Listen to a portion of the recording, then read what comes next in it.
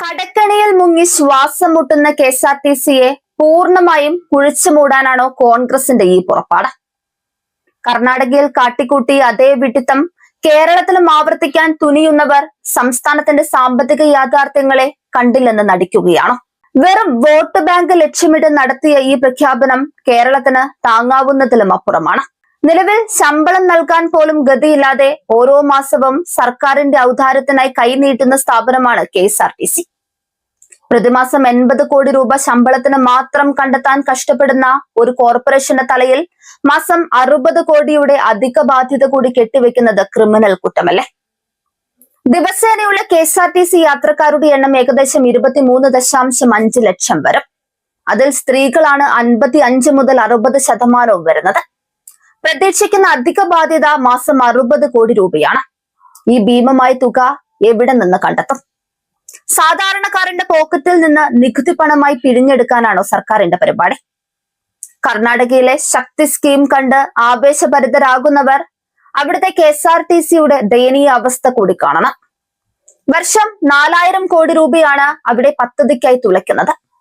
കേരളത്തിലെ ordinary, fast, super fast ബസ്സുകളിൽ സൗജന്യ യാത്ര അനുവദിച്ചാൽ KSRTCയുടെ ശവപ്പെട്ടിയിൽ അടിക്കുന്ന അവസാന ആണിയായിരിക്കും ഇത്. ഫ്രീ ടിക്കറ്റ് നൽകുന്നവയിൽ നിന്ന് സ്ലീപ്പർ AC ബസ്സുകൾ ഒഴിവാക്കുമെന്ന് പറയുമ്പോൾ സാധാരണക്കാരൻ കൂടുതൽ ആശ്രയിക്കുന്ന ഫാസ്റ്റ് പാസഞ്ചറുകൾ വെറും കാഴ്ചക്കാരായി മാറില്ലേ? KSRTCയുടെ സാമ്പത്തിക ബാധ്യത സർക്കാർ ഏറ്റെടുക്കുമെന്ന് പറയുന്നവർ ഇപ്പോൾ തന്നെ കടക്കണിയിലുള്ള സംസ്ഥാന ഖജനാവിനെ പറ്റി ഓർക്കണം. സ്മാർട്ട് കാർഡ് എന്ന പേരിൽ നടത്തുന്ന പ്രഹസനങ്ങൾ അഴിമതിക്കുള്ള പുതിയ വഴിയാണോ? പ്രധാനമന്ത്രിയെ പരിഹസിക്കുന്ന ചെന്നിത്തലയടക്കമുള്ള നേതാക്കൾ സ്വന്തം പാർട്ടിയുടെ സാമ്പത്തിക അറിവില്ലായ്മയാണ് ഇതിലൂടെ തുറന്നു കാട്ടുന്നത്. KSRTCയെ ലാഭത്തിലാക്കാൻ വ്യക്തമായ പ്ലാൻ ഇല്ലാത്തവർ ഇത്തരം ജനപ്രിയ പ്രഖ്യാപനങ്ങളിലൂടെ വോട്ട് തട്ടാൻ നോക്കുന്നത് രാഷ്ട്രീയ പാപ്പരത്തമാണ്. കേരളത്തിലെ സമ്പദ് വ്യവസ്ഥയെ വെന്റിലേറ്ററിലാക്കുന്ന ഇത്തരം സൗജന്യ രാഷ്ട്രീയത്തിന് വലിയ വില നൽകേണ്ടി വരുന്നത് ഇവിടുത്തെ സാധാരണക്കാരായ ജനങ്ങളായിരിക്കും. കോൺഗ്രസ് വിതയ്ക്കുന്ന ഈ വിത്ത് കൊയ്യേണ്ടി വരുന്നത് വരും തലമുറയുടെ കണ്ണീരായിരിക്കും. ഈ പ്രഹസനത്തിന് രാഷ്ട്രീയ പാപ്പരത്തം എന്നല്ലാതെ മറ്റൊരു പേരില്ല.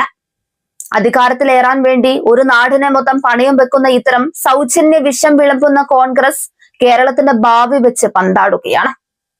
KSRTCയെ ഒരു വെള്ളാനിയാക്കി മാറ്റിയതിൽ കാലങ്ങളായി ഭരിച്ച കോൺഗ്രസിനും UDFനും വലിയ പങ്കുണ്ട്. അത് നിഷേധിക്കുന്നില്ല. ആ പാപഭാരം കഴുകി കളയുന്നതിന് പകരം ഉള്ള ശ്വാസം കൂടി എടുത്തു കളയുന്ന സൗജന്യ രാഷ്ട്രീയവുമായി വരുന്നത് അങ്ങേയറ്റം ലജ്ജാകരമാണ്.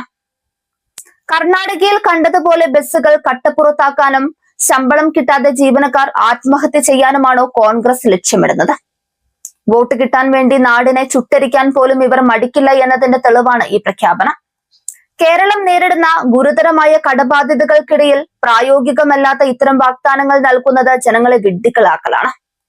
ഇത് വെറും ഒരു തെരഞ്ഞെടുപ്പ് ഗിമ്മിക്ക് മാത്രമല്ല, കേരളത്തിന്റെ സാമ്പത്തിക അടിത്തറ തകർക്കാനുള്ള ബോധപൂർവമായ നീക്കമാണ്.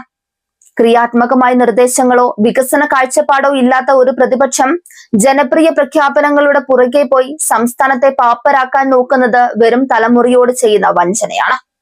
കോൺഗ്രസിന്റെ ഈ കപട സ്നേഹം കേരളത്തിലെ സ്ത്രീകളോടോ KSRTCയോടോ അല്ല, മറിച്ച് എങ്ങനെയും അധികാരം തിരിച്ചുപിടിക്കാനുള്ള നെട്ടോട്ടം മാത്രമാണ്. ഇത്തരം വിനാശകരമായ രാഷ്ട്രീയത്തെ തിരിച്ചറിയാതിരുന്നാൽ കേരളം ഒരു വലിയ ശ്മശാനമായി മാറാൻ അധികകാലം വേണ്ടിവരില്ല. കോൺഗ്രസ് തുടങ്ങി വെക്കുന്ന ഈ പാപ്പരത്തം കേരളത്തെ ചരിത്രത്തിലെ തന്നെ ഏറ്റവും വലിയ തകർച്ചയിലേക്ക് തള്ളിയിടുമെന്നതിൽ 100% ഉറപ്പാണ്.